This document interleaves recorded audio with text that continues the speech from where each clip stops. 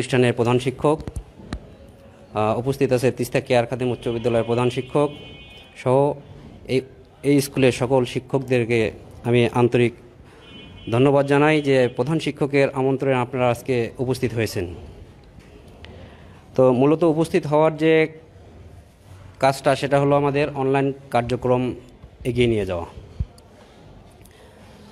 আমরা 17ই মার্চ থেকে কোভিড-19 কারণে শিক্ষার্থীদের কাছ থেকে অনেকটা বিচ্ছিন্ন। তো আমরা শিক্ষকের কাজ হলো শিক্ষা দান করা, কিন্তু প্রায় 6 মাস থেকে আমরা যেহেতু শিক্ষার্থীদের সাথে সম্পৃক্ত নেই, সেই হিসেবে আমরা শিক্ষা কার্যক্রমের সাথেও সম্পৃক্ত নেই। কিন্তু একজন শিক্ষক শিক্ষা ছাড়া কিভাবে সময় কাটাইতে পারে? এটা তো মনে হয় না যে আমাদের শিক্ষকতার যে জিনিসটা সেটা আমরা থেকে বঞ্চিত হচ্ছি, যে আমরা পাঠদান করতে পারছি না।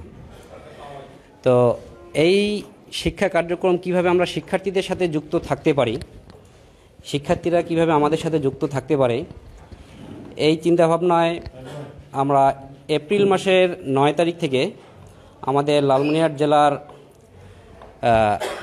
আমি বলবো শিক্ষা গবেষক, কালীগঞ্জ কেওপি উচ্চ বিদ্যালয়ের সম্মানিত প্রধান শিক্ষক জনাব খুরশিদুজ্জামান আহমেদ, উনি চিন্তাভাবনা থেকে 9 এপ্রিল রংপুর অনলাইন স্কুল নামে একটি স্কুল কার্যক্রম শুরু করেন। তো যখন ওই রংপুর অনলাইন স্কুলে আমরা আমাদের লালমনিরহাট জেলার বেশিরভাগ শিক্ষকই ক্লাস দিতাম আমরা রংপুর অনলাইন স্কুলে। পরবর্তীতে দেখা গেল যে সকলেই জেলাভিত্তিক অনলাইন স্কুল কার্যক্রম শুরু করলো। সেই উপলব্ধি থেকে আবার আমরা লালমনিরহাট অনলাইন স্কুলের কার্যক্রম 14ই জুলাই শুরু করি। তো এখন আমাদের এই কার্যক্রম সরকারেরও বোধগম্য হয়, সরকারও উপলব্ধি করতে পারে যে না, এটার দরকার আছে। শিক্ষার্থীরা যেন বঞ্চিত না হয়, শিক্ষকরাও যেন তার পেশাগত দায়িত্ব থেকে বঞ্চিত না থাকে, এই কারণে সরকারও উপলব্ধি করলো। এখন প্রায় 2 মাস থেকে ছাত্রদের মাধ্যমে আমাদের কাছে চিঠি আসতেছে যে প্রত্যেক মাসেই আমাদের অনলাইন ক্লাসের রিপোর্ট মাধ্যমিকে জমা দিতে হবে, মাধ্যমিক থেকে ডিও থেকে ডিডি, এইভাবে এগিয়ে যাবে অধিদপ্তর পর্যন্ত।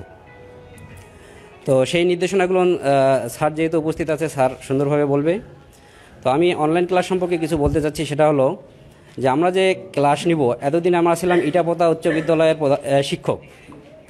আমার সামনে ছিল শিক্ষার্থী, একটা ক্লাসে যদি আমি ক্লাস নিই তাহলে 40, 50, 60, 70 জন। এখন অনলাইন ক্লাস যদি আমরা কার্যক্রম শুরু করি, তাহলে আমার সামনে কোনো শিক্ষার্থী নাই, শুধু আছে একটা ভিডিও, একটা স্ট্যান্ড আর এই মাইক্রোফোন। আমি বোর্ডের মাধ্যমে ক্লাস নেব, সামনে কোনো শিক্ষার্থী নাই, কিন্তু আমার শিক্ষার্থী প্রায় এখন লাখের উপরে।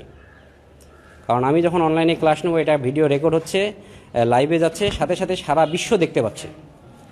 সেই হিসেবে এখন আর আমি ইটাপোতা উচ্চ বিদ্যালয়ের শিক্ষক না, আমি এখন বিশ্বমানের একজন শিক্ষক। তাহলে আমরা যখন 60-70 জন শিক্ষার্থীর সামনে যখন ক্লাস নিতাম, তখন আমাদের কিছু কথা থাকতো, শিক্ষার্থীদের কিছু দলীয় কাজ থাকতো, একক কাজ থাকতো, তাদের দ্বারা কিছু কাজ করাই নিতাম, এভাবে আমরা ক্লাসটাকে শেষ করতাম। তো এখন যেহেতু আমাদের সামনে শিক্ষার্থী নাই, তাহলে আমাদের দলীয় কাজ, একক কাজ দেওয়ার কোনো সুযোগ নাই।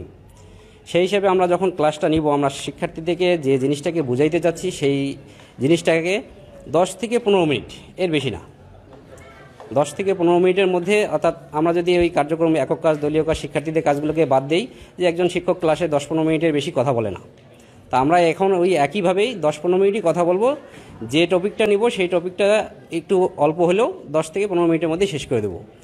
কারণ এখানে 2টা বিষয় আছে। এখন আমার যে ক্লাসটা হচ্ছে, এটা রেকর্ড হচ্ছে, এখানে একটা ডাটা খরচের বিষয় আছে, এখানেও একটা ডাটা খরচ হচ্ছে। আর যে শিক্ষার্থীরা দেখবে তারাও কিন্তু ফেসবুকে ঢুকিয়ে দেখতে হবে তাদেরকে, তাহলে তাদেরও একটা ডাটা খরচের বিষয় আছে। আর স্বাভাবিকভাবে 10 থেকে 15 মিনিটের বেশি হয়ে গেলে শিক্ষার্থীদেরও ধৈর্যচ্যুতি হয়ে যেতে পারে, তারা ক্লাসটা নাও দেখতে পারে।